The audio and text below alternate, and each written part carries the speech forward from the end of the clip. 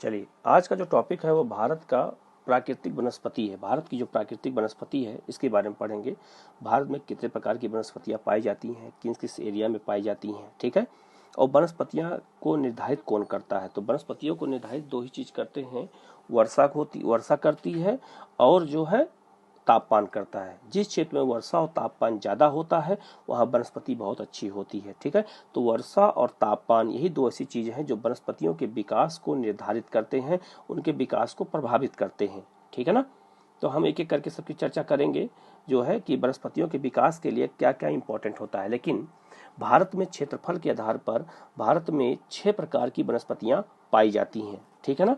पहला है उष्णकटिबंधीय सदाबहार वन, दूसरा है उष्णकटिबंधीय आर्द्र मानसूनी वन, तीसरा है उष्णकटिबंधीय शुष्क या मानसूनी पर्णपाती वन, चौथा है मरुस्थलीय या कटीले वन, पांचवा है पर्वतीय वन और 6 नंबर पर है ज्वारीय वन, ठीक है। इतने प्रकार के वन भारत में पाए जाते हैं। ये भारत की वनों की विशेषता है ये, ठीक है ना। तो ये भारत की वनों की विशेषता है। और साथ में हमें ये भी जानना है कि जो भारत में वनस्पतियां पाई जाती हैं उनके पीछे क्या क्या उसके पीछे विशेषता होती है और क्यों पाई जाती हैं, ठीक है। जैसे सबसे पहले अगर हम बात करें तो उष्णकटिबंधीय सदाबहार वन, सदाबहारित वन या सदाबहार वन, इसे सदाबहार वन भी कहते हैं और इसे विषुवत रेखीय वन भी कहते हैं। तो इसको नोट कर लेना कि इसे विषुवत रेखीय वन भी कहा जाता है, ठीक है। तो उष्णकटिबंधीय सदाबहार वन जो होते हैं ये भारत में जो है कहाँ पाए जाएंगे, जहां अधिक तापमान होता है और जहां अधिक वर्षा होती है। तो ये साल भर हरे भरे रहते हैं, इसी कारण हम इन्हें क्या कहते हैं, सदाहरित वन या सदाबहार वन कहा जाता है, ठीक है। दूसरा है उष्णकटिबंधीय आर्द्र मानसूनी या पर्वतीय वन कहते हैं, ठीक है। उष्णकटिबंधीय आर्द्र या मानसूनी या पर्वतीय वन, पर्णपाती वन उन्हें क्यों किसे कहते हैं, तो जहां पर मानसूनी वर्षा अधिक होती है तो वहां हवाओं में नमी बनी रहती है तो उसे आर्द्र कहा जाता है, ठीक है। या उसे पर्णपाती वन भी कहते हैं। अब पर्णपाती वन क्यों कहते हैं, क्योंकि ये पत्तियां अपनी गिरा देते हैं, ये पौधे अपनी पत्ती साल भर में एक बार गिरा देते हैं, इसलिए इन्हें पर्णपाती वन या पतझड़ वन भी कहा जाता है, ठीक है। अगला है उष्णकटिबंधीय शुष्क पर्णपाती वन। तो शुष्क पर्णपाती वन वहां पाए जाते हैं जहां के वनों में जिन क्षेत्रों में हवाओं में नमी की मात्रा कम होती है और वहां वर्षा जो है कम होती है, तापमान अधिक होता है, तो वहां पर शुष्क मानसूनी वन पाए जाते हैं। लेकिन दोनों के पेड़ों में लगभग समानता पाई जाती है, ठीक है। पर्णपाती वन जो होता है ये पतझड़ वन इसको भी बोलते हैं, ठीक है ना। अगली वनस्पति जो है वो है आपका जो है मरुस्थलीय या कटीले वन होते हैं, ठीक है।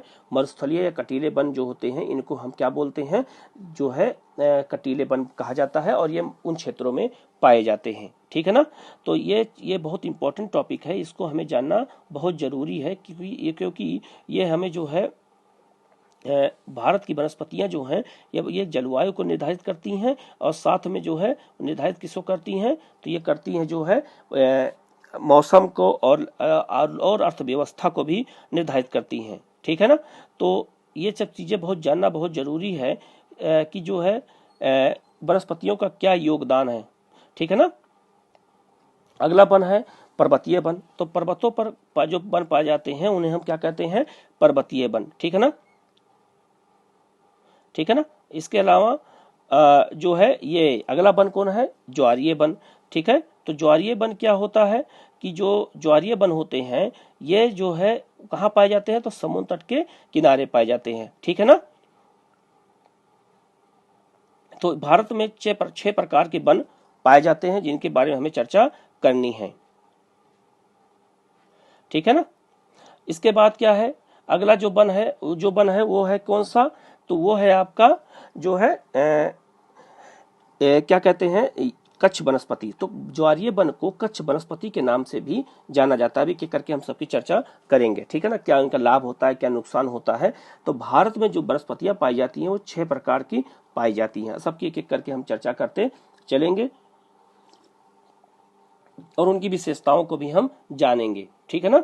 तो सबसे पहले जो हमारा जो वन है, जो सबसे पहले हमारा जो वन है वो है कौन सा, तो वो है आपका सदाबहार वन। लेकिन सदाबहार वन से पहले देख लो भारत में वन कहाँ कहाँ पाए जाते हैं, सबको मैप के थ्रू दिखा दिया गया है, ठीक है। जैसे सदाबहार वन कहाँ पाए जाते हैं तो उसका लोगो दिखा दिया गया है, ठीक है।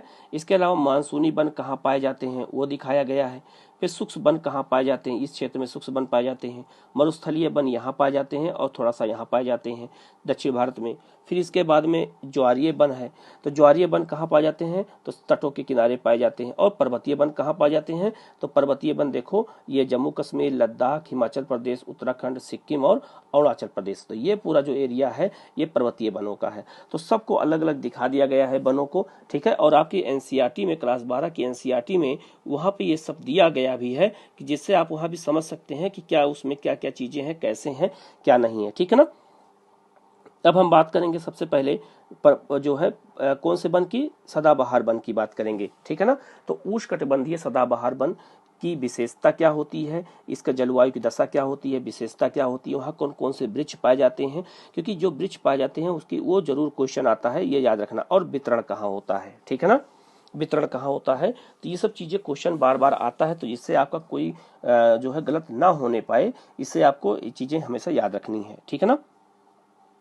अब देखना, सबसे पहले हम बात करते हैं उष्णकटिबंधीय सदाबहार वन की। तो इसे सदा हरित वन भी बोलते हैं, सदाबहार वन भी बोला जाता है और इसे विषुवत रेखीय वन भी बोलते हैं। तो तीनों चीज लिख लेना, ठीक है। तो तीनों वन पाए जाते हैं हमारे यहाँ, ठीक है। अब हम सबसे पहले बात करेंगे जलवायु की, कि जलवायु की दशाएं क्या हैं इस वन की। तो यह वनस्पति उन क्षेत्रों में पाई जाती है जहां वर्षा 200 सेंटीमीटर से अधिक होती है, ये बात याद रखना। क्यों ऐसा, क्योंकि यहाँ पर तापमान अधिक होता है और तापमान अधिक होगा तो वाष्पीकरण अधिक होता है, तो इससे यहाँ वर्षा क्या होगी, ज्यादा होती है। तो जिन क्षेत्रों में, याद रखना, जिन क्षेत्रों में 200 सेंटीमीटर से अधिक वर्षा हो और तापमान पूरे वर्ष ऊंचा हो, अधिक तापमान हो, तो ऐसे क्षेत्रों में कौन सी वनस्पति पाई जाती है, सदाबहार वनस्पति पाई जाती है। और पेड़ हमेशा हरे भरे रहते हैं, हमेशा हरे भरे बने रहते हैं, ठीक है। और यहाँ आर्द्रता कितनी पाई, यहाँ तापमान कितना होता है, 25 से लेकर 27 सेंटीग्रेड के बीच में। और आर्द्रता कितनी होती है, तो 75% के आसपास आर्द्रता पाई जाती है, ठीक है। अगला क्या है, विशेषताओं की अगर हम बात करें तो वृक्ष काफी सघन और सदा हरित होते हैं। सघन मतलब बहुत नजदीक नजदीक पाए जाते हैं, ठीक है। और वृक्षों की जो ऊंचाई होती है वो 30 से लेकर के 60 मीटर तक पाई जाती है, ये इसकी विशेषता है। लकड़ी काफी कठोर होती है और लकड़ी के कठोर होने के कारण यह आर्थिक दृष्टि से अधिक महत्व नहीं रखती है, ठीक है। इसकी लकड़ी इतनी कठोर होती है कि इसका आर्थिक रूप से इसका महत्व जो होता है वो कम होता है, ठीक है ना। इसका महत्व बहुत कम होता है आर्थिक रूप से, ठीक है ना। तो क्यों, क्या, क्योंकि लकड़ी को कठोर होती है और फर्नीचर बनाने में ये योगदान नहीं करती है, ठीक है ना। इसी कारण से ये जो है लकड़ी जो है यहाँ की कठोर होती है और आर्थिक दृष्टि से इसका महत्व ज्यादा नहीं होता है। लेकिन लकड़ी जलाने के उपयोग में आती है क्योंकि इसकी आग बहुत देर तक काम करती है। तो इसीलिए जो भारत में ईंट और भट्ठे होते हैं वहां पे इन्हीं लकड़ियों का यूज करते हैं और ईंट को पकाने का काम करते हैं, ठीक है ना। तो ईंट को जो पकाने का काम करते हैं उसको जो है जलावन के रूप में यूज किया जाता है। तो वो कौन से वन होते हैं, सदाबहार वनों की लकड़ियों को, ठीक है। कौन कौन से यहाँ वृक्ष पाए जाते हैं, तो महोगनी वृक्ष बहुत इंपॉर्टेंट वृक्ष होता है, ये यहाँ पाया जाता है, ठीक है। महोगनी कई बार एग्जाम में आ चुका है कि महोगनी के वृक्ष कहाँ पाए जाते हैं। बहुत लंबे लंबे वृक्ष होते हैं, बहुत मोटे होते हैं और इनकी ऊंचाई बहुत ज्यादा होती है, ठीक है। आबनूस पाया जाता है, जारोल पाया जाता है, बांस जो आप लोग गांव में देखा होगा, ये बांस जो है यहाँ पे उष्णकटिबंधीय क्षेत्रों में बहुत ज्यादा पाए जाते हैं। आगे इसकी इमेज में दिखाऊंगा, ठीक है। विबेत पाया जाता है, सिनकोना ही ऐसा वृक्ष होता है जिसकी छाल से मलेरिया की दवाई बनाई जाती है, ठीक है ना। तो सिनकोना है जो है ये जो है कहाँ पाया जाता है, तो उष्णकटिबंधीय सदाबहार वनों में ही पाया जाता है, ठीक है। रबड़ जो है ये कहाँ पाया जाता है, ये भी उष्णकटिबंधीय क्षेत्रों में पाया जाता है। आयरन वुड, ठीक है, रोजवुड, ताड़ आदि वृक्ष भी इन क्षेत्रों में पाए जाते हैं, ठीक है। ये वन मसालों के बागानों के लिए भी उपयोगी होते हैं। यहाँ पे इन क्षेत्रों में मसालों के बाग पाए जाते हैं, ठीक है। जैसे आप केरल में देखा होगा तो केरल का क्षेत्र वही वाला वन है, ठीक है। तो यहाँ पे मसालों के बाग भी पाए जाते हैं। इसके अलावा रबड़ और सिनकोना दक्षिणी सह्याद्री और अंडमान निकोबार में भी पाए जाते हैं। दक्षिण सह्याद्री मतलब होता है दक्षिणी पश्चिमी घाट के क्षेत्र में जो आपका नीलगिरी वाला क्षेत्र है, ठीक है। अंडमान और निकोबार में 75% भाग इन्हीं वनों से ढका है। तो अंडमान निकोबार में ये वन बहुत ज्यादा पाए जाते हैं, ये भी वन पाए जाते हैं और ज्वारीय वन भी पाए जाते हैं। तो उसकी चर्चा आगे मैं करूंगा, ठीक है। ये समझ में आ गया होगा। जबकि जो उत्तरी सह्याद्री क्षेत्र है, जिसे हम लोग उत्तरी पश्चिमी घाट कहते हैं, उन क्षेत्रों में इन वनों को 16 वन भी कहा जाता है। स्थानीय नाम है इसका 16 वन भी के नाम से इनको जाना जाता है। तो अगर एग्जाम में आ जाए कि 16 वन किस क्षेत्र के वन को कहते हैं, तो ये किस क्षेत्र के वन को कहते हैं, तो ये है आपका कौन सा, पश्चिमी घाट में सदाबहार वन को कहा जाता है। ये बात याद रखना, एक क्वेश्चन आता है ऐसे, ठीक है। अब देखो ये वन कहाँ कहाँ पाए जाते हैं, तो उत्तर पूर्वी भारत में पश्चिमी घाट का पर्वतीय पश्चिमी ढाल पर, अरावली पहाड़, ये अंडमान निकोबार पर, सह्याद्री पर, पश्चिमी घाट पर, शिलोंग पर, लक्षद्वीप में, अंडमान और अरुणाचल प्रदेश में भी थोड़ा सा पाया जाता है, और नागालैंड में, ठीक है। तो इस तरह की वनस्पतियां वहाँ पाई जाती हैं, देखें। और ये देखो वनस्पतियों का आपकी स्क्रीन पे दिख रहा होगा कि कैसे वनस्पतियां अलग अलग पेड़ अलग अलग ऊंचाई में पाए जाते हैं। जैसे देखो 1.5 मीटर तक झाड़ियां पाई जाती हैं, ठीक है। फिर उसके बाद झाड़ी परत होती है 5 मीटर तक, उससे ऊंचे पेड़ पाए जाते हैं। और ऊपर जाएंगे नवीन वृक्ष पाए जाते हैं जो इनसे ऊंचे पाए जाते हैं, ठीक है।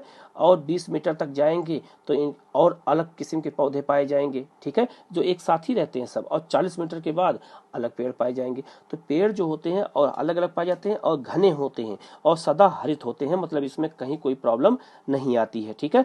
और एकदम घने होते हैं और पेड़ की पत्ती गिराते भी रहते हैं और नई पत्तियां निकलती रहती हैं, इसीलिए हम इनको क्या बोलते हैं, सदा हरित वन बोला जाता है, ठीक है। अब ये वन कहाँ कहाँ पाए जाते हैं, इसी को मैप पे दिखाया गया। जैसे आपका देखो इसे विषुवत रेखीय वन भी बोला जाता है, मैंने आपको बताया था अभी, ठीक है। तो देखो कहाँ पाया जाता है, लक्षद्वीप में, अंडमान निकोबार में, नॉर्थ ईस्ट में पूरा, और देखो पश्चिमी घाट में, ठीक है। और पश्चिमी घाट का जो ये वाला क्षेत्र होता है इसी को 16 वन भी कहा जाता है। यहाँ के वनों को 16 वन भी कहते हैं। ये क्वेश्चन गलत आपसे ना होने पाए, ठीक है ना।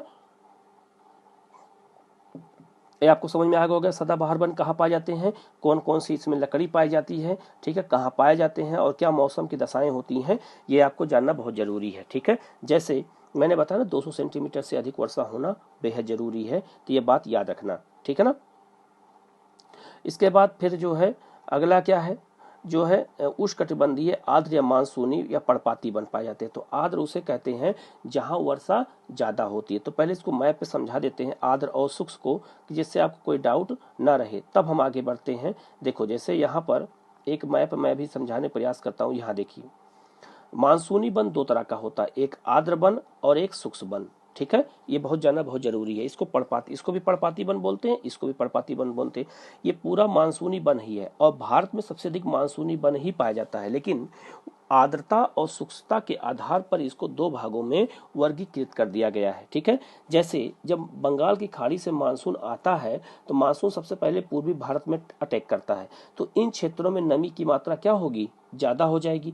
जब इन क्षेत्रों में नमी की मात्रा ज्यादा हो जाएगी तो यहाँ पर क्या होगा, आर्द्रता ज्यादा रहेगी हवाओं में। तो इन क्षेत्रों में जो वन पाए जाते हैं उन्हें हम क्या कहते हैं, आर्द्र पर्णपाती वन। और जैसे जैसे हम दूर जाते हैं, पश्चिम की ओर आते हैं, वैसे वैसे हवाओं में आर्द्रता की मात्रा क्या होती है, कम होती है, हो जाती है, और वर्षा की मात्रा कम हो जाती है। तो जो ये पट्टी पाई जाती है, ये पट्टी कैसी है, शुष्क पर्णपाती वनों की पाई जाती है, मानसूनी वनों की, ठीक है। तो इसको नमी के आधार पर 2 भागों में बांट दिया गया है, आर्द्रता और शुष्कता में बांटा गया है। अब सबको समझ में आ गया होगा, ठीक है।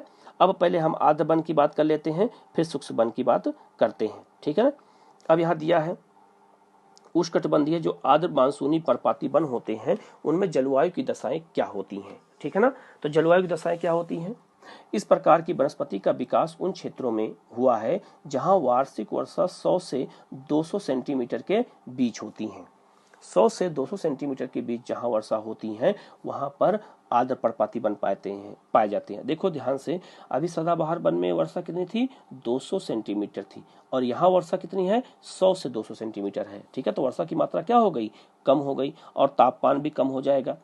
ये विशिष्ट मानसूनी वन है, इन्हें पतझड़ वन भी कहा जाता है। अब आके आज समझ में आ गया होगा, क्योंकि पेड़ की पत्तियां ये लोग क्या करते हैं, गिरा देते हैं, इसलिए इनको पतझड़ वन भी कहते हैं। यहाँ आर्द्रता बहुत अधिक नहीं रहती है, आर्द्रता तो रहती है लेकिन बहुत अधिक नहीं रहती है, ठीक है ना। आर्द्रता तो रहती है लेकिन बहुत अधिक नहीं रहती है जो है, ठीक है। और यहाँ जो तापमान होता है वो लगभग 27 सेंटीग्रेड रहता है, और औसत अपेक्षित आर्द्रता कितनी होती है, लगभग 60% के लगभग होती है। वहाँ कितनी होती है, तो वहाँ लगभग 75 थी, और यहाँ कितनी है, 60 है। तो आर्द्रता में कमी आई कि नहीं आई, ये समझ में आ गया कि नहीं आ गया, ठीक है। अगला क्या है, अब इसकी विशेषता क्या है, विशेषताओं की चर्चा कर ले अगर हम, तो इसकी विशेषता ये है, ये सूक्ष्म गर्मी की ऋतु में आर्द्रता की कमी के कारण ये वृक्ष अपनी पत्तियां गिरा देते हैं। जैसे ही गर्मी शुरू होती है ठंडी के बाद, वैसे ही ये क्या करते हैं, अपनी पत्तियां गिरा देते हैं। ठीक है ना, ये बात याद रखना, ये अपनी पत्ती गिरा देते हैं। और कब गिराते हैं, जब जो है आर्द्रता जो है नहीं रहती है। ठीक है, खासकर कब, जब ठंडी से गर्मी का मौसम शुरू होता है तब। ठीक है ना, और आगे ताकि इनकी नमी नष्ट ना हो सके, नमी बनी रहे पेड़ों में। यहाँ वृक्षों की औसत ऊंचाई 20 से लेकर के 45 मीटर तक होती है, लेकिन जैसे मैंने अभी बताया वहाँ 60 मीटर तक होते हैं सदाबहार में। तो देखो यहाँ पेड़ों की ऊंचाई क्या हो गई, कम हो गई। क्यों, क्योंकि यहाँ वर्षा कम होती है तो पानी कम मिल पाता है। आगे, मानसूनी वन आर्थिक दृष्टि से बहुत महत्वपूर्ण होते हैं। ये बात याद रखना कि जो मानसूनी वन होते हैं भारत में सबसे ज्यादा पाए जाते हैं, ये याद रखना, नोट कर लेना कहीं। और भारत में मानसूनी वन का आर्थिक महत्व सबसे ज्यादा होता है। ठीक है, इनकी लकड़ियों का उपयोग किसके लिए किया जाता है, तो फर्नीचर बनाने में होता है। ठीक है, रेलवे स्पीकर बनाने में किया जाता है, स्लीपर बनाने में किया जाता है। जो रेल के डिब्बे बनते हैं वो इन्हीं सब की लकड़ियों से बनते हैं। और खास करके किस लकड़ी से, तो साल की लकड़ी से, साखुआ की लकड़ी से ज्यादा होते हैं। और साखुआ की लकड़ी उड़ीसा में, छत्तीसगढ़ में, मध्य प्रदेश में इसके बड़े बड़े जंगल पाए जाते हैं, जो 50-50 किलोमीटर के जंगल होते हैं। ठीक है, और यहाँ की प्रमुख वनस्पतियां कौन कौन सी हैं, अब हम इसकी चर्चा करते हैं। ठीक है ना, जैसे सागवान, सागवान लकड़ी आपने सुना होगा, बहुत इंपॉर्टेंट लकड़ी होती है। ठीक है, और सागवान के सबसे अधिक जंगल कहाँ पाए जाते हैं, मध्य प्रदेश में। ये भी कहीं नोट कर लेना कि सागवान के वृक्ष सबसे अधिक मध्य प्रदेश में पाए जाते हैं। ठीक है, इसके बाद साल हो गया, ये लकड़ी पाई जाती है सदाबहार वनों में। इसमें मानसूनी वन में चंदन, चंदन आप लोग नाम सुना होगा। ठीक है, तो चंदन के वृक्ष भी जो है इन्हीं जो है मानसूनी वनों में ही पाए जाते हैं। ठीक है, सहतूत हो गया, महुआ हो गया, आंवला हो गया, शीशम, ये सब पेड़ आप जानते हैं।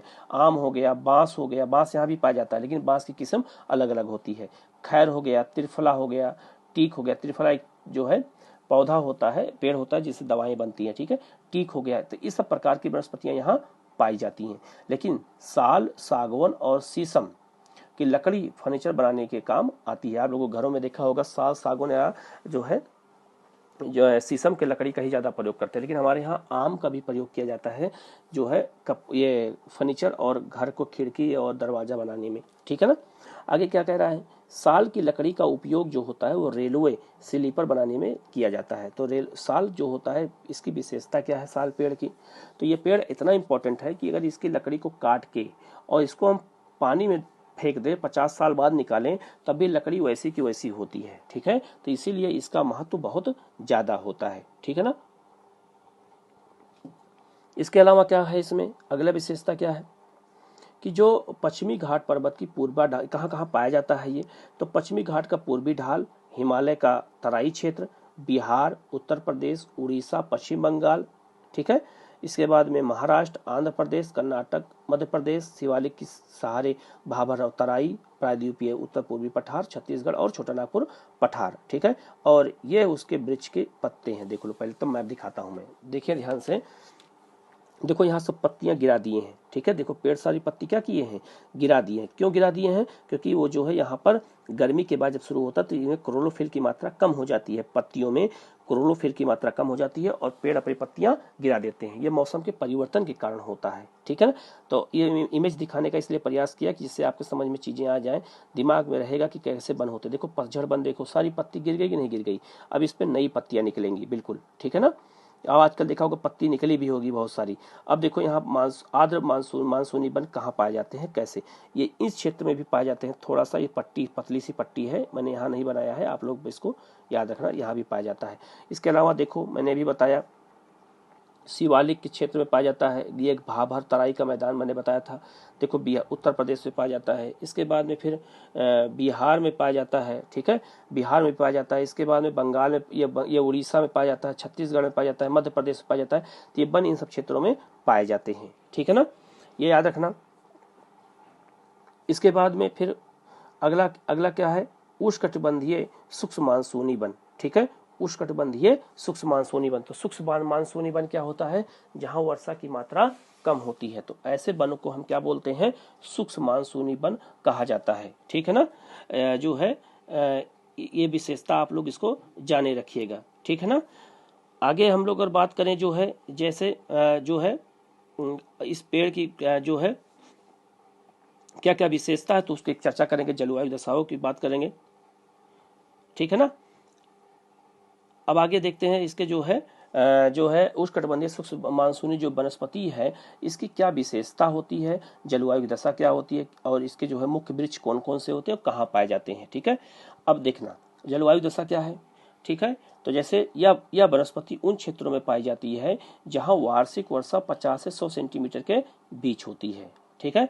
जहां वार्षिक वर्षा कितनी होती है, 50 से 100 सेंटीमीटर के बीच। देखो वर्षा की मात्रा क्या हो गई, कम हो गई। अब जब वर्षा की मात्रा कम हो जाएगी, लेकिन यहाँ तापमान क्या होगा, ज्यादा होता है। देखो आर्द्रता और आर्द्रता कम होती है, 28 सेंटीग्रेड तापमान पाया जाता है, जबकि वर्षा की मात्रा यहाँ क्या हो जाएगी, कम हो जाएगी। और जब वर्षा की मात्रा कम हो जाएगी तो पेड़ों की ऊंचाई क्या होगी, कम पाई जाएगी, ठीक है ना। देखो यहाँ वृक्षों की ऊंचाई जो है सामान्यतः 6 से 9 मीटर तक होती है। 6 से 9 मीटर की ऊंचाई इन वृक्षों की पाई जाती है, क्योंकि यहाँ वर्षा की मात्रा कम होती है। लेकिन इन पेड़ों की एक विशेषता और है कि इन पेड़ों की जड़ें बहुत गहराई तक पाई जाती हैं। किस लिए, क्योंकि जल प्राप्त करने के लिए। देखो यहाँ लिखा भी है कि वृक्ष की जड़ें काफी लंबी होती हैं ताकि वह गहराई से जल प्राप्त कर सके, ठीक है ना। तो जाके जो है इनके गहरा काफी गहरा होता है, और ये जो है जा करके वृक्ष जो क्या करते हैं, गहराई से जाके जल प्राप्त करने के लिए इनके होती हैं। और इन पेड़ों की जो छालें होती हैं वो काफी मोटी होती हैं पानी की बचत के लिए, ठीक है।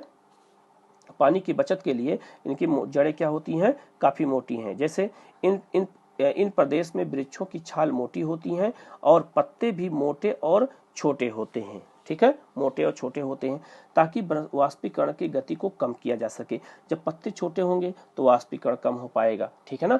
तो प्रकृति जो होती है वो डिसाइड कर देती है कि कौन सा क्षेत्र में कौन सा वृक्ष पाया जाएगा और कैसे उसकी आवश्यक दशाएं होंगी, ठीक है ना।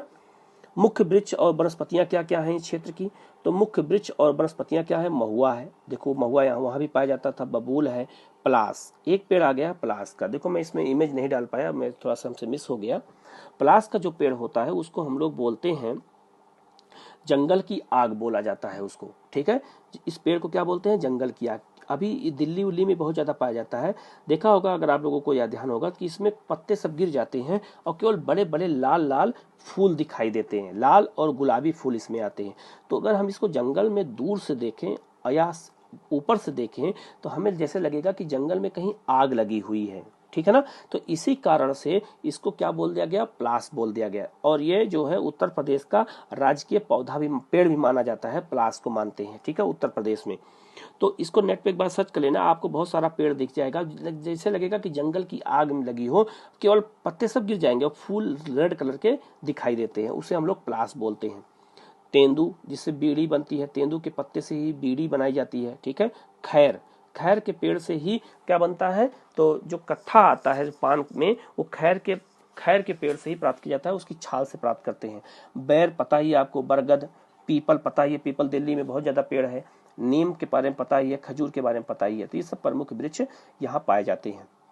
ये वृक्षों पर इतना मैं फोकस क्यों कर रहा हूँ, क्योंकि ये सब क्वेश्चन बार बार आते हैं, ठीक है ना, तो आपसे गलत ना होने पाए, ठीक है ना। अब हम बात करेंगे वितरण की, बात करें तो जो वितरण है किसका, जो है क्या कहते हैं शुष्क वन का, तो पूर्वी राजस्थान में, उत्तरी गुजरात में, पश्चिमी मध्य प्रदेश में, दक्षिणी पश्चिमी उत्तर प्रदेश में, राजस्थान, पंजाब में, हरियाणा में, इन क्षेत्रों में ऐसे वन पाए जाते हैं, ठीक है ना। देखो इनको दिखाया भी गया है, ठीक है। जैसे देखो पंजाब का दक्षिणी भाग, उत्तरी राजस्थान का भाग, हरियाणा का भाग, थोड़ा सा दिल्ली का प्रदेश, इसके बाद देखो मध्य प्रदेश, फिर थोड़ा सा राजस्थान इधर भी है, फिर इधर इधर मध्य प्रदेश है, फिर इधर थोड़ा सा छत्तीसगढ़ का क्षेत्र है, ठीक है, और फिर कर्नाटक का क्षेत्र है, फिर आंध्र प्रदेश तेलंगाना का क्षेत्र है, ठीक है। तो ये वनस्पतियां इन क्षेत्रों में पाई जाती हैं। और चंदन का जो वृक्ष होता है ये भी इसी वनस्पति में पाया जाता है। सुना होगा चंदन चोर था बीरप्पन, ठीक है, तो ये इसी कर्नाटक के क्षेत्र में था जहां से वो लकड़ी को काट काट करके और उसको बेच रहा था, ठीक है ना, याद रखना सब लोग। अब हम बात करेंगे अगला, मरुस्थलीय वन या कटीले झाड़ियां। मरुस्थलीय वन क्या होते हैं और कटीली झाड़ियां क्या होती हैं, हम इसकी चर्चा एक एक करके करते हैं, ठीक है ना। अब ध्यान समझना, मरुस्थलीय वन कहाँ पाए जाते हैं और उसकी क्या विशेषता होती है, और मरुस्थलीय वन में कितनी वर्षा होती है। तो पता होगा कि जो मरुस्थलीय क्षेत्र होता है वहाँ वर्षा बहुत कम होती है, लेकिन तापमान क्या होता है, बहुत ज़्यादा होता है। तो तापमान बहुत ज़्यादा होता है, वर्षा बहुत ज़्यादा कम होती है, तो वहाँ वृक्षों के जो आकार होते हैं वो बहुत छोटे हो जाते हैं, ठीक है ना। वृक्षों के आकार क्या होते हैं, बहुत छोटे रहते हैं। तो इसी कारण से जो है वहाँ पर जो है ये क्या कहते हैं, झाड़ियाँ, झाड़ी नुमा पेड़ पाए जाते हैं और उन झाड़ियों में कटीले वन पाए जाते हैं, मतलब कांटे नुमा पेड़ पाए जाते हैं, इसीलिए हम उनको क्या बोलते हैं, कटीले वन बोला जाता है, ठीक है ना। ये बात याद रखना। अब सबसे पहले हम बात करेंगे मरुस्थलीय वन की जलवायु की बात करेंगे, ठीक है। अब मरुस्थलीय वन का जो होता है उसकी जलवायु कैसी होती है, तो यहाँ 50 सेंटीमीटर जो है वार्षिक वर्षा होती है। पूरे वर्ष में 50 सेंटीमीटर से कम वर्षा होती है इन क्षेत्रों में, ठीक है। और तापमान अधिक पाया जाता है। अब तापमान अधिक अगर पाया जाएगा, वर्षा कम पाई जाएगी, तो उससे क्या होगा, आर्द्रता भी बहुत कम पाई जाएगी। हवाओं में नमी बहुत कम पाई जाती है। यहाँ हवाओं में शुष्कता बहुत ज़्यादा है, हवाएं चलती हैं, गर्म हवाएं चलती हैं, जैसे लू लगता है तो ऐसे हवाएं हमेशा चलती रहती हैं राजस्थान के क्षेत्र में, ठीक है ना। विशेषताएं क्या हैं इसकी, यहाँ के जो वृक्ष होते हैं वो छोटे छोटी झाड़ियों के रूप में पाए जाते हैं, ठीक है। अभी मैं दिखाऊंगा इमेज में, आपको और अच्छे समझ में आ जाएगा। लेकिन इसकी एक विशेषता है, ये जो यूपीएससी में पूछा भी गया था, कि जो छोटी छोटी झाड़ियाँ पाई जाती हैं उनमें जो जड़ें होती हैं पौधों की वो अत्यधिक लंबी होती हैं, बहुत गहराई तक चली जाती हैं वो जड़ें, पानी की खोज में काफ़ी गहरी चली जाती हैं। और विशेषता क्या है, पत्तियाँ छोटी होती हैं। जब पत्ती छोटी होगी तो वाष्पीकरण कम होगा, ठीक है। और मोटी होती हैं, गूदेदार पत्तियां पाई जाती है यहाँ पे। तो पानी गूदा जब होगा तो उसमें पानी की मात्रा क्या करते हैं, बचा लेते हैं। तो इसी से उनको पानी मिलता रहता है पौधों को, क्योंकि वहाँ पानी और तो कोई है नहीं, तो इसीलिए गूदेदार जो पत्तियां होती है उसमें पानी इकट्ठा रहता है, ठीक है। और कांटेदार होती हैं, और उन गूदों को बचाए रखने के लिए कांटा निकल आते हैं उसमें। तो प्रकृति जो होती है वो सबकी रक्षा का काम करती है, सबके अनुसार वो ढाल देती है, ठीक है। और गूदेदार होती हैं, देखो आ गया ना वही गूदेदार।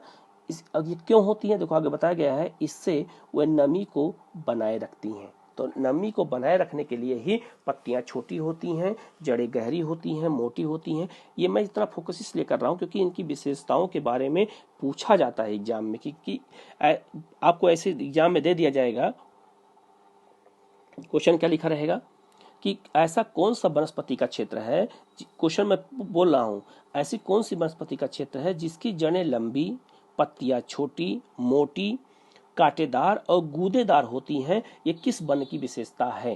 तो किस वन की विशेषता है, मरुस्थलीय वन की विशेषता है। ऐसे क्वेश्चन आपसे पर्यावरण में और ज्योग्राफी में पूछे जाते हैं। आप उठा के पेपर देखिएगा 10 साल 20 साल का, तो आपको ऐसे बहुत सारे क्वेश्चन आपको वहाँ मिल जाएंगे, ठीक है। और क्वेश्चन की प्रैक्टिस करना बहुत जरूरी होता है। अगर आप क्वेश्चन की प्रैक्टिस नहीं करते हैं तो आपको यह नहीं मालूम चलता कि क्वेश्चन किस स्तर का और कैसे पूछा जा सकता है, ठीक है ना। अब बात करते हैं मुख्य वृक्ष और वनस्पतियों की बात करें तो बबूल यहाँ बहुत ज्यादा पाया जाता है, क्योंकि बबूल का देखा होगा पत्ते छोटे छोटे होते हैं पत्तियां, और उसमें क्या होते हैं, कांटे होते हैं। तो कांटे क्यों होते हैं, उन पत्तियों को की रक्षा करने के लिए होते हैं, ठीक है ना, कि कोई उसको तोड़ ना पाए। खैर मैंने बता दिया, खेजड़ा यहाँ बहुत ज्यादा पाया जाता है, ये भी एक तरह से जो है खजूर इसकी इसी तरह होता है, बबूल की तरह होता है। नागफनी, खजूर, कैक्टस, ये सब पेड़ इस वनस्पति में पाए जाते हैं, ठीक है ना। कहाँ कहाँ पाया जाता है ये, तो पश्चिमी राजस्थान, उत्तरी गुजरात, पश्चिमी घाट का वृष्टि छाया क्षेत्र, पंजाब, हरियाणा, ये जो है मध्य प्रदेश, और ये जो है चंद्राकार में छोटे कनौल क्षेत्रों में पाया जाता है, ठीक है। अभी मैं दिखाना चाहता हूँ, इसमें एक चीज बताना है मुझे कि वृष्टि छाया क्षेत्र होता क्या है, ठीक है। तो ध्यान से समझ लेना। वृष्टि का अर्थ होता है वर्षा। वृष्टि का मतलब क्या होता है, वर्षा। और जहां वर्षा ना हो रही हो उसको क्या कहते हैं, छाया प्रदेश कहते हैं, ठीक है। जैसे ये मान लिया कोई पर्वत है, आपको पर्वत दिख गया, इधर से मानसूनी जब हवाएं आती हैं वाष्पीकरण करते हुए तो पर्वत से टकरा जाती हैं। अब पर्वत से टकरा गई तो यहीं पर बादल बना देती हैं और यहीं पर वर्षा कर देती हैं। तो एक क्षेत्र में, एक ही पर्वत में एक क्षेत्र में वर्षा हो गई और दूसरा क्षेत्र में हवाएं नहीं पहुंच पाई, तो बादल नहीं पहुंच पाया, तो ये वर्षा विहीन क्षेत्र हो गया। अब इस क्षेत्र में वर्षा नहीं हो रही है, तो इसी प्रदेश को क्या बोलते हैं, वृष्टि छाया प्रदेश बोला जाता है, ठीक है। तो ये बात याद रखना। तो वृष्टि छाया प्रदेश उसी कहते हैं जहां वर्षा नहीं होती है, ठीक है ना। तो ये प्रदेश भी कहाँ पाया जाता है, पश्चिमी घाट क्षेत्र पाया जाता है। अभी थोड़ी देर में इसको मैं दिखाता हूँ आपको, ठीक है। अब देखो यहाँ पे दिखाया गया है, देख लो यहाँ पे ये मरुस्थलीय वन की यही विशेषता है, ऐसे ही वन पाए जाते हैं वहाँ, ठीक है ना। देखो आप ध्यान से देखोगे तो यहाँ पे देखो, यहाँ पे देखो झाड़ी नुमा है कि नहीं है, ठीक है। देखो यहाँ झाड़ी, फिर उतना दूर पे झाड़ी, फिर यहाँ झाड़ी, यहाँ झाड़ी नुमा पेड़ है कि नहीं है, ठीक है ना। और सारे पेड़ कैसे हैं, कटीले बन पाए जाते हैं। और देखो इसमें घास, देखो कितनी छोटी छोटी घासें पाई जाती हैं, गुच्छा नुमा घासें पाई जाती हैं, ठीक है, जिसको जो है वहाँ पे पशु लोग चरते हैं। और एक मौसम के बाद ये सूख जाती हैं। देखो जब हल्की बारिश होती है तो हरी हो जाती हैं, और जैसे ही बारिश खत्म हुई सूख जाती हैं, ठीक है ना। ये इसकी ये इमेज दिखाने के इसलिए प्रयास किया जिससे आपको समझ में आए, इमेज बने कि वहाँ कैसे वन पाए जाते हैं, ठीक है ना। देखो ये है कैक्टस, आप इससे परिचित ही होंगे। देखो इसकी पत्ती क्या है, गूदेदार पत्ती है, और देखो पत्तियों में ही कांटे निकले हुए हैं, निकले हैं कि नहीं निकले हैं, ठीक है ना। और आपको जान के आश्चर्य होगा कि जो वहां पर राजस्थान के क्षेत्र में सैनिक जो सुरक्षा करते हैं बॉर्डर की, पाकिस्तान बॉर्डर की, तो इसी गद्देदार पेड़ की को काटते हैं, और काट के वहां इतनी ज्यादा गर्मी होती है तो इस काट के इसमें नमी ज्यादा होती है तो इसमें पानी ज्यादा होता है, तो अपने सर पे रखते हैं, अपने सर को ठंडा करने के लिए, क्योंकि वहाँ गर्मी क्या होती है, बहुत ज़्यादा होती है। तो सेना के लोग इसका इस्तेमाल करते हैं, और स्थानीय लोग भी करते हैं इसका इस्तेमाल। वहाँ के लोग नहाते नहीं हैं ज़्यादा, तो क्या करते हैं, इसी कैक्टस के पत्ते को काट लेते हैं और पूरे शरीर में इसको लेप लगा लेते हैं, तो उससे उनका स्नान भी हो गया और उनका पानी की बचत भी हो गई, ठीक है। तो और ये सब काम में किया जाता है इसका, ठीक है ना। अब हम लोग देखो यहाँ पे आपको दिखाया गया है, देखो यहाँ पर मरुस्थलीय वन को दिखाया गया, तो मरुस्थलीय वन यहाँ भी पाया जाता है राजस्थान में और कच्छ के क्षेत्र में, और देखो यहाँ पे भी पाया जाता है वृष्टि छाया क्षेत्र में। देखो ये है आपका पश्चिमी घाट, ध्यान समझना, ये पश्चिमी घाट है। अब पश्चिमी घाट से जब मानसूनी हवाएं आती हैं तो पश्चिमी घाट में टकरा के यहीं रुक जाती हैं और इधर नहीं पहुंच पाती हैं, तो ये वाला जो क्षेत्र है ये भी मरुस्थलीय और ऐसे ही वनों का पाया जाता है वहाँ पे, ठीक है ना। तो ये बात याद रखना, तो यह वहाँ भी ऐसे ही वन पाए जाते हैं, ठीक है ना। तो मैंने इस मैप पे 3 मैप दिखाया है जिससे आपको समझ में आ जाए, एक है मानसूनी वन आर्द्र, एक शुष्क मानसूनी वन, और एक मरुस्थलीय वन, ठीक है ना, जिससे आपको समझ में चीजें आ जाएं अच्छे से, ठीक है। अब हम लोग बात करते हैं हिमालय क्षेत्र की वनस्पतियों की चर्चा करेंगे, ठीक है। हिमालय क्षेत्र की जो वनस्पतियां होती हैं इनको हम 2 भागों में बांट के पढ़ते हैं, ठीक है।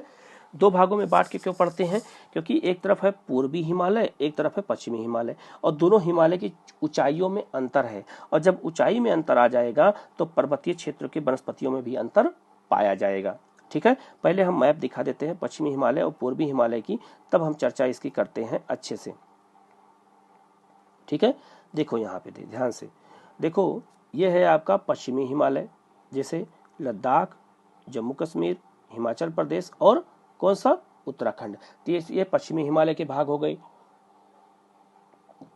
सिक्किम और जो है आपका अरुणाचल प्रदेश, ये किसका भाग हो गया, तो ये हो गया किसका भाग, पूर्वी हिमालय का। तो पश्चिमी हिमालय और पूर्वी हिमालय में दोनों में ऊंचाई को लेकर के अंतर है, और जो पश्चिमी हिमालय है उसकी चोटियों पर बर्फ पाई जाती है, जबकि पूर्वी हिमालय की चोटियों पर बर्फ बहुत कम पाई जाती है, थोड़ा सा ऊपर वाले भाग में पाई जाती है, नहीं तो कभी कभी नहीं पाई जाती है। लेकिन यहाँ की जो वनस्पतियां हो, जो पेड़, ये पश्चिमी हिमालय के जो वो पर्वत होते हैं वहाँ की ऊंचाई पर चोटियों पर बर्फ पाई जाती है, तो वहाँ की वनस्पति में अंतर आ जाएगा, और यहाँ की वनस्पति में थोड़ा सा अंतर आता है, ज्यादा अंतर नहीं आता है, ठीक है ना। अब हम एक एक करके सबकी चर्चा कर लेते हैं जिससे आपके समझ में चीजें अच्छे से आ जाए, ठीक है। अब देखो यहाँ दिया है 2 भागों में बांटा गया है, पूर्वी और पश्चिमी। यहाँ क्या लिखा है, पूर्वी हिमालय के क्षेत्र लिखा है। ये वन ऊंचाई के साथ परिवर्तित होते हैं, और क्योंकि ये वन हिमालय की पर्वत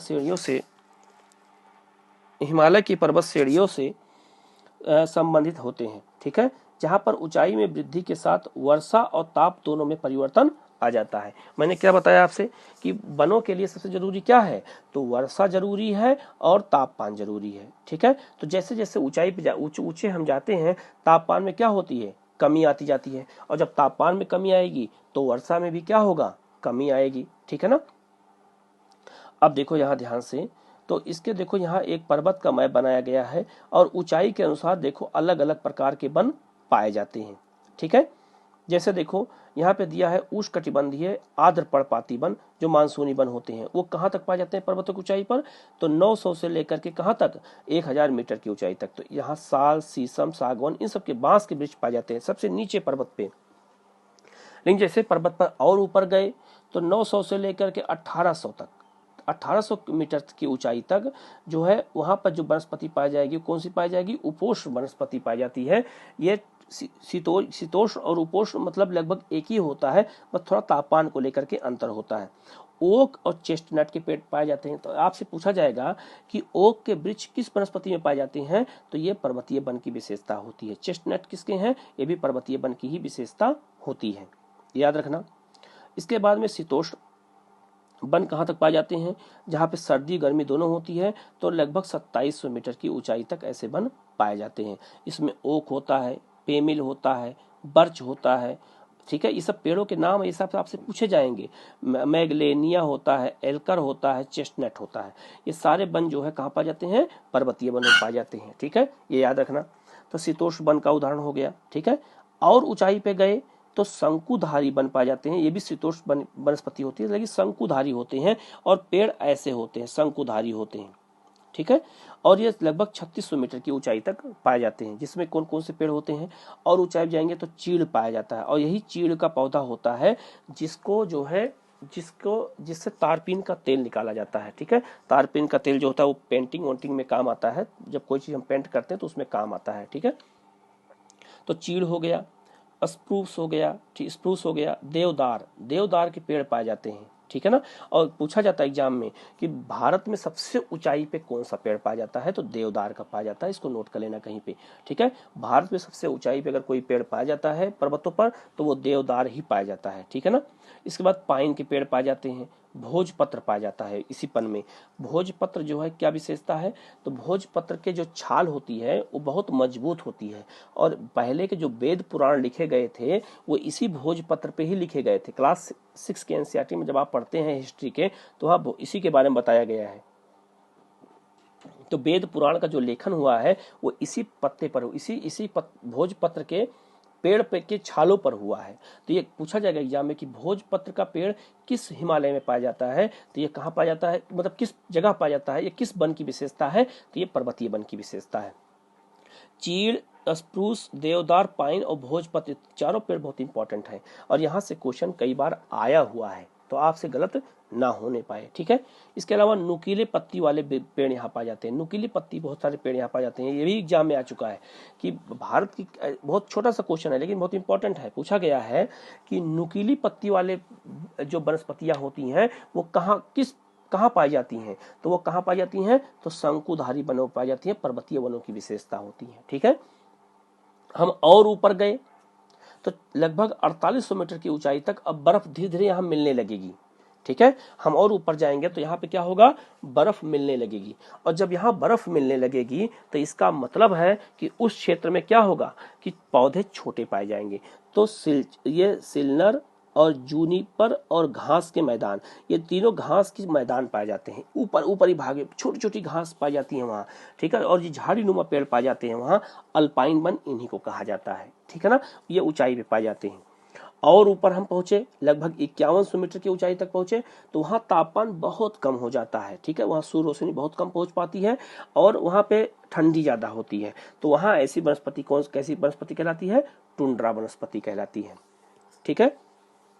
और टुंड्रा वनस्पति में क्या होता है, जहां पाई जाती है वहां साल के 10 महीने वो जमीन बर्फ से ढकी होती है। केवल 2-4 महीना होता है जहाँ पे कभी कभी क्या होता है, बर्फ पिघल जाती है गर्मी के समय में, और वहाँ छोटी मोटी घास या फूल या काई जम जाती है। उसी को वहाँ की वनस्पति कहा जाता है, जैसे छोटी झाड़ियाँ, घास के मैदान, फूल वाले पौधे, ठीक है। यहाँ छोटे छोटे यही सब पाए जाते हैं, और वहाँ कुछ नहीं पाया जाता है, ठीक है। बाकी 10 महीना वो क्षेत्र बर्फ से ढका ही रहता है, ठीक है ना। ये आपको समझ में आ गया होगा। तो अब इसके बाद में और ऊपर जब हम गए तो सबसे ऊपर क्या पाया गया, बर्फ से ढका रहने वाला वनस्पति रहित क्षेत्र पाया गया। अब यहाँ पे वनस्पति नहीं पाई जा रही है, ये पूरा क्षेत्र क्या है, बर्फ से ढका हुआ है, ठीक है। तो भारत में ऐसे ही वनस्पतियां पाई जाती हैं पर्वतों पर ऊंचाई के अनुसार। उनको हम तापमान और ऊंचाई के अनुसार हम अलग अलग किस्म के बांट देते हैं, ठीक है ना। तो सबसे पहले कौन सी वनस्पति है, सबसे पहले याद रखना उष्णकटिबंधीय पर्णपाती वन, फिर उपोष्ण वन, फिर शीतोष्ण वन, फिर शंकुधारी, और फिर इन्हें शीतोष्ण वन भी कहते हैं, और अल्पाइन वन, और सबसे ऊपर कौन है, टुंड्रा वन, ठीक है। तो ऐसे ही पेड़ पाए जाते हैं। और मैंने ये भी बताया कि देवदार के पेड़ भारत में सबसे ऊपर, सबसे ऊंचाई में यही पाए जाते हैं, ठीक है ना।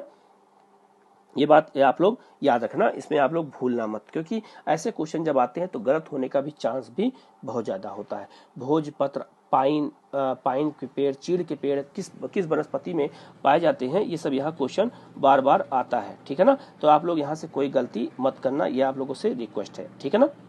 इसके अलावा क्या है, अब आते हैं पश्चिमी हिमालय। पश्चिमी हिमालय की क्षेत्र की वनस्पति क्या है। पश्चिमी हिमालय अगर हम बोले हैं तो आप लोग किसका देखेंगे, तो लद्दाख, जम्मू कश्मीर, हिमाचल और उत्तराखंड के क्षेत्र को ध्यान में रखेंगे, ठीक है। पश्चिमी हिमालय पूर्वी हिमालय की तुलना में अधिक शुष्क और ठंडा होता है, ठीक है। शुष्क और ठंडा होता है यहाँ, और यहाँ बर्फ ज्यादा जमी होती है। तो पूर्वी हिमालय के विपरीत यहाँ परजीवी पौधे और फर्न का अभाव पाया जाता है। जो घास वास के क्षेत्र होते हैं वो तो पाए जाते हैं, लेकिन बहुत सारे ऐसे पौधे होते हैं जो एक दूसरे पर निर्भर होते हैं, वो यहाँ नहीं पाए जाते हैं, ठीक है ना। वही ये बात कर रहा है यहाँ पे, ठीक है ना।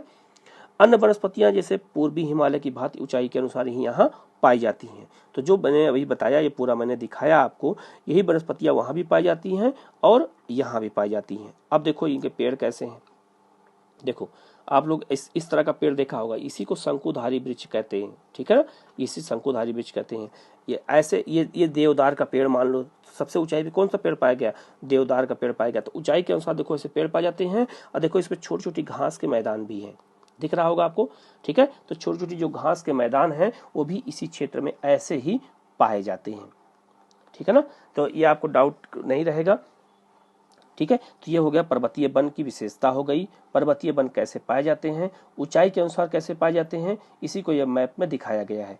तो आप लोग इसको भूलिएगा मत, और यहाँ से अगर क्वेश्चन कभी आ जाए तो आप गलत आपसे ना होने पाए। तो इस मैप को आप बार बार देखते रहिएगा, इसीलिए पीडीएफ में एक साथ कर दिया गया है, इमेज को भी डाल दिया गया है, जिससे आपको देखें तो आपके दिमाग में ये बना रहे कि हमें कैसे याद करना है, कैसे याद नहीं करना है, ठीक है ना। क्या हमें छोड़ना है और क्या हमें याद करना है। तो ऊंचाई के अनुसार यहाँ पे पर्वतीय वन पाए जाते हैं, ठीक है ना। अब हम बात करते हैं, देखो ये बांस की, देखो ये पर्वतीय वन में भी ये बांस पाए जाते हैं, और ये बांस कहाँ पाए जाते हैं, सदाबहार वन में भी पाए जाते हैं। लगभग पूरे भारत बांस पाए जाते हैं। ये देखो बांस जो है कितने इनकी ऊंचाई लगभग 60 65 और 70 मीटर की ऊंचाई होती है इनकी बांसों की, देखो दिख रहा है। और हमारे उत्तर भारत में बांस एक साथ पाए जाते हैं, लेकिन देखो दक्षिण भारत, यहाँ जो बांस उत्तर पूर्वी भारत पाए जाते हैं, देखो इंडिविजुअल पाए जाते हैं अलग अलग। देखो यहाँ एक एक पेड़ के रूप में पाए जाते हैं बांस, अलग अलग है कि नहीं है, देखो। और ये बांस जो होते हैं ये पाइप का काम करते हैं। नॉर्थ ईस्ट में, नॉर्थ ईस्ट के लोग क्या करते हैं, जो पर्वतों के ऊपर जलप्रपात होते हैं वहाँ पानी स्वच्छ होता है, तो इस बांस को क्या करते हैं, लंबे लंबे बांस पाए जाते हैं, तो इसको छेद करके क्या करते हैं, खोखला कर देते हैं, और इसको पाइप का इस्तेमाल करते हैं, और पर्वतों के ऊपरी भाग से पानी कहाँ उतारते हैं, नीचे की ओर उतारते हैं, ठीक है। और वही पानी जो है क्या करते हैं, पीते हैं, वही पानी अपने घर के घरेलू काम में यूज करते हैं, और फसलों के लिए भी वही यूज करते हैं, ठीक है। फसल सिंचाई भी करते हैं और वो भी करते हैं। आप इसका नेट पे देख लेना एक बार, नेट पे आप गूगल पे सर्च करना, उस पे यूट्यूब पे, तो आपको ऐसे ही पाइप के द्वारा पानी उतारने के लिए मिल जाएगा वहां। तो आप लोग मोबाइल जो लिए हैं घर पे झूठ बोल के, ठीक है, तो उसका इस्तेमाल थोड़ा अच्छे कामों में भी करो तो आपको लिए आसान रहेगा, ठीक है ना।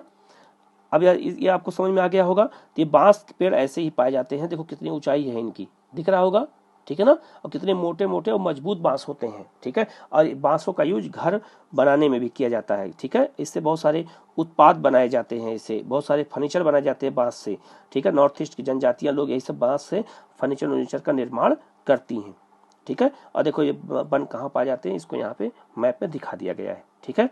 अब आते हैं जो भारत का सबसे लास्ट वन है, इसको हम मैंग्रोव वन बोलते हैं या ज्वारीय वन बोलते हैं, ठीक है ना। मैंग्रोव वन या फिर ज्वारीय वन के नाम से इनको हम जानते हैं। अब मैंग्रोव वन या ज्वारीय वन के अलावा इसको और कई नामों से जाना जाता है, आप लोग कहीं नोट कर लेना। इसको कच्छ वनस्पति भी कहते हैं, इसको क्या बोलते हैं, कच्छ वनस्पति भी कहा जाता है, ठीक है ना। और इसकी क्या विशेषता होती है, क्या इससे हमें लाभ होता है मैंग्रोव वन से, हम एक एक करके इसकी चर्चा करेंगे, ठीक है ना। मैंग्रोव वन कहाँ पाए जाते हैं, तो ये तटीय क्षेत्रों में पाए जाते हैं, तटीय क्षेत्रों में पाए जाते हैं, और ये सरकार लगाती है ऐसे वनों को, ठीक है ना।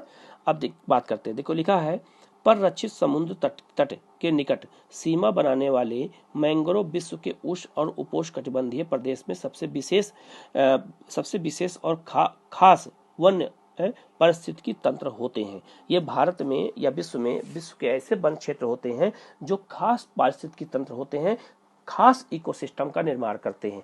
ऐसा इकोसिस्टम और हमें कहीं नहीं मिलता है। मैंग्रोव वन भारत के तटीय रेखाओं के आसपास परिलक्षित मुहानों कहाँ, नदियों के मुहानों, मेडो मतलब यहाँ डेल्टा होगा, खारे दलदली क्षेत्रों में फैला हुआ है। ठीक है, और ये वन खारे जल में पाए जाते हैं, नमकीन जल में पाए जाते हैं, इसकी विशेषता होती है। और उसी के अनुरूप इन्हें अपने आप को इसने क्या किया है, ढाल लिया है। ठीक है ना।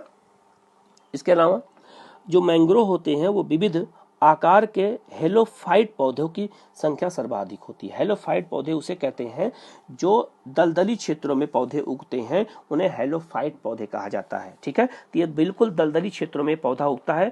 ठीक है, वहां पे मिट्टी बहुत ज्यादा होती, कीचड़ बहुत ज्यादा होता है, वहां ऐसे पौधे पाए जाते हैं। यहाँ यह अनेक प्रकार की मछलियों और अन्य समुद्री जीवों के लिए अनुकूल समुद्री नर्सरी होती है। नर्सरी मतलब होता है जहां उनका जन्म होता है। ठीक है, यहाँ बहुत सारी छोटी छोटी मछलियों का आवास होता है और यहाँ बहुत सारे समुद्री जीव जंतु भी पाए जाते हैं। उनका वहीं वो जन्म लेते हैं। जो परवाल जीव होते हैं वो सब जाकर के इन्हीं की जड़ों में पाए जाते हैं। अभी मैं मैप दिखाऊंगा तो आपके दिमाग में पूरी बातें आ जाएंगी। इन क्षेत्रों में उच्च ज्वार के कारण नमकीन जल का फैलाव होता है।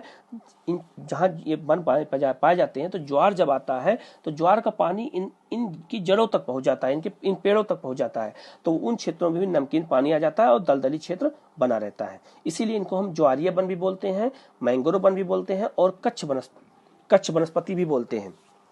इसके अलावा इन्हें अनूप वन भी कहा जाता है। ठीक है ना, इन्हें अनूप वन भी कहते हैं, नोट कर लेना ये भी, इन्हें अनूप वन भी कहा जाता है।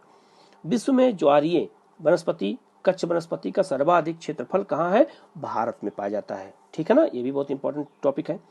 कच्छ वनस्पति मैंग्रोव वनस्पति का भारत में सबसे बड़ा क्षेत्र गंगा ब्रह्मपुत्र नदियों का डेल्टा वाला भाग है। ठीक है, जो हम लोग जिसे मेघना का डेल्टा कहते हैं, जिसे हम सुंदरबन का डेल्टा कहते हैं, ये विश्व में सबसे बड़ा मैंग्रोव वन का विशेषता पाई जाती है। ठीक है ना, यहाँ सबसे ज्यादा वन पाए जाते हैं मैंग्रोव वन ही। ठीक है ना, अब इसकी विशेषताओं की चर्चा कर लेते हैं पहले, तब हम बात करते हैं। लेकिन उससे पहले थोड़ा इमेज देख लेते हैं।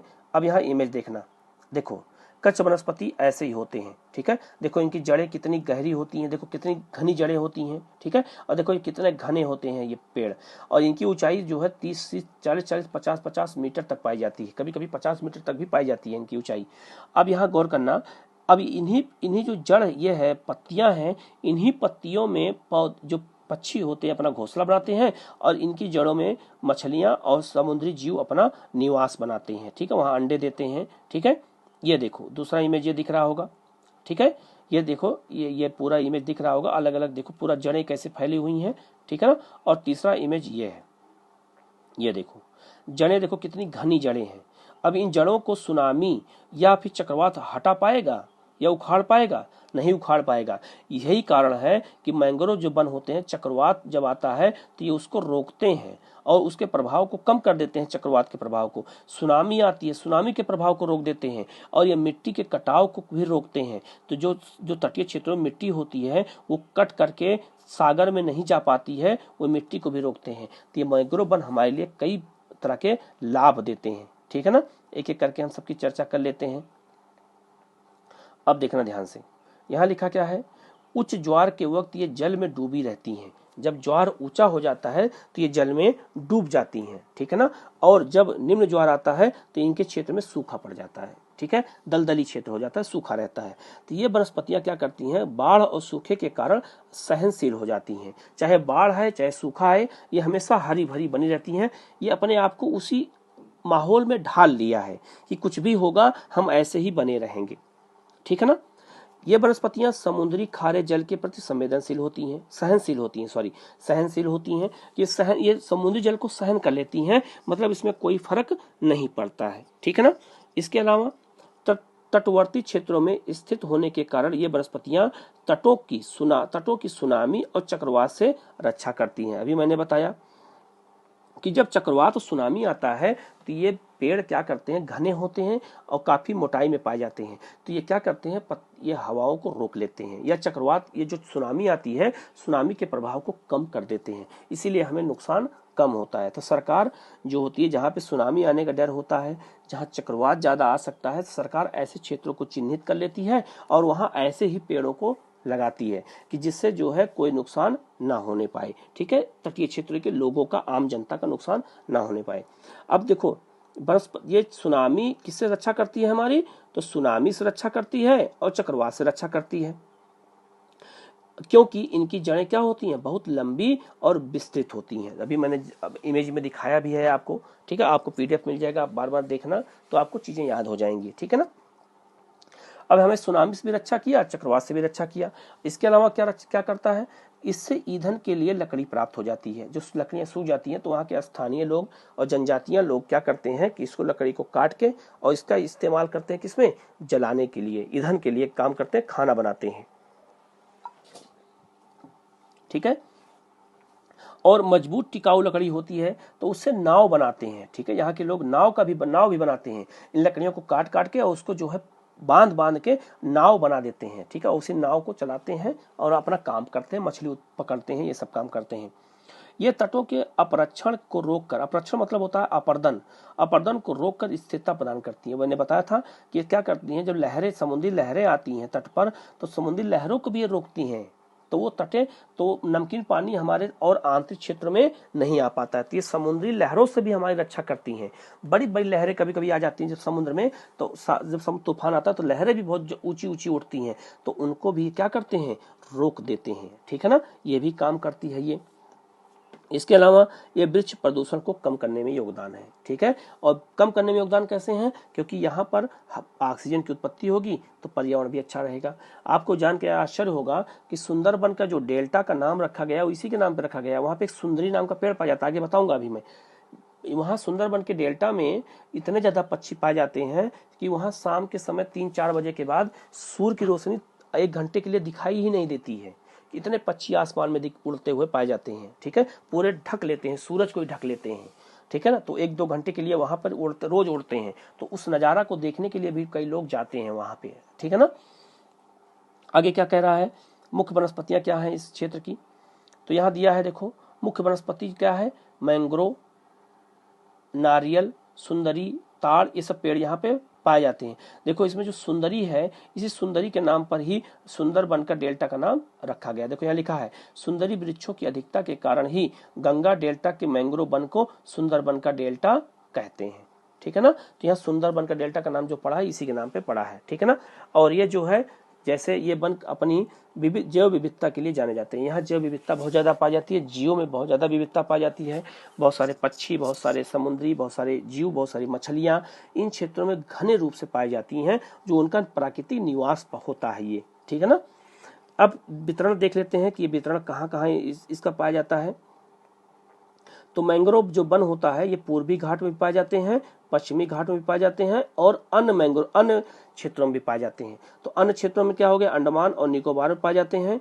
पश्चिमी घाट की बात करें तो गुजरात के कच्छ के क्षेत्र में पाए जाते हैं, गोवा, कर्नाटक, महाराष्ट्र और केरल के तटीय क्षेत्रों में पाए जाते हैं।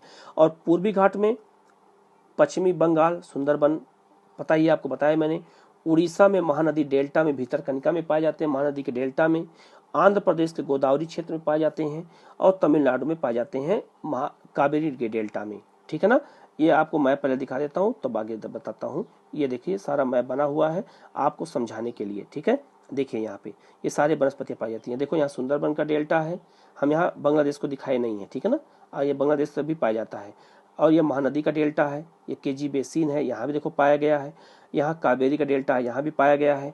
यहाँ पे देखो कन्नड़ तट है, मालाबार तट है, यहाँ भी पाया गया है। लक्षद्वीप में भी पाया जाता है थोड़ा थोड़ा, खंभात की खाड़ी में भी पाया जाता है और कच्छ की खाड़ी में पाया जाता है। हर जगह पे ये वनस्पतियां पाई जाती हैं और हमारे तटों की सुरक्षा करती है। अंडमान निकोबार में भी पाया जाता है। ठीक है ना, ये सारे जो है सुरक्षा करती हैं। आप इसका मैप आपको दिख रहा होगा, सारा ये दिख रहा होगा आपको।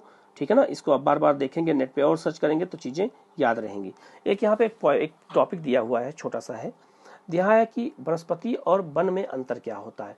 तो वन जो होता है ये बड़ा कॉन्सेप्ट है, और वन में जो वृक्ष पाए जाते हैं उनको हम क्या कहते हैं, वनस्पति कहते हैं। तो वन बड़ा कॉन्सेप्ट है और वनस्पति क्या है, उसमें पाया जाने वाला पेड़ है। इसके अंतर्गत एक प्रदत्त पर्यावरण में उगने वाले पौधों के एक समुदाय को सम्मिलित किया जाता है। इसमें एक समुदाय जैसे आम के समुदाय पेड़ के, पीपल के समुदाय के पेड़ के, ऐसे वनस्पतियों को कहते हैं। लेकिन वन एक विशाल प्रदेश है जो वृक्षों और झाड़ियों के से ढका रहता है। यहाँ पे वन में बहुत सारे वृक्ष और झाड़ियाँ पाई जाती हैं, ये बहुत बड़ा प्रदेश होता है। तो कभी कभी एग्जाम में आ जाता है कि वन और वनस्पति में क्या अंतर है, तो आप लोग ये सब चीजें याद रखें, जाने ये सब चीजें, ठीक है। इसके अंतर्गत एक पारिस्थितिकी ढांचे में पाए जाने वाले पेड़ों, घासों और झाड़ियों को सम्मिलित किया जाता है। वन से तात्पर्य घने और परस्पर निकट उगने वाले पेड़ों से है, ठीक है ना। वन अलग होता है और वनस्पतियां एक चल उसमें शामिल होती हैं। यह एक प्रदेश को विभेदित करता है, जैसे वेटलैंड को, जैसे वेटलैंड में पाया जाता है कोई घास वो पाई जाती है। यह एक भूदृश्य को प्रदर्शित करता है, बहुत बड़े क्षेत्र को करता है, ठीक है ना। जैसे ग्रास लैंड, कोई घास का मैदान बहुत बड़ा हो, जैसे पंपास, तो पूरे पंपास क्षेत्र को प्रेजेंट करेगा, पूरे अमेजन बेसिन को प्रेजेंट करेगा ये, ठीक है ना। तो ये हो गया आपका टॉपिक, हो गया वनस्पतियां, मैंने पढ़ा दिया आपको, ठीक है ना। अब हम जो है वनस्पतियों को जो या चैप्टर आज आपका खत्म कर दिए हैं। तो भारत की वनस्पतियों को मैंने बता दिया, इसको आप लोग पढ़िएगा। कहीं कोई डाउट होगा तो आप इसके बारे में हमसे पूछिएगा, ठीक है ना। Okay, thank you.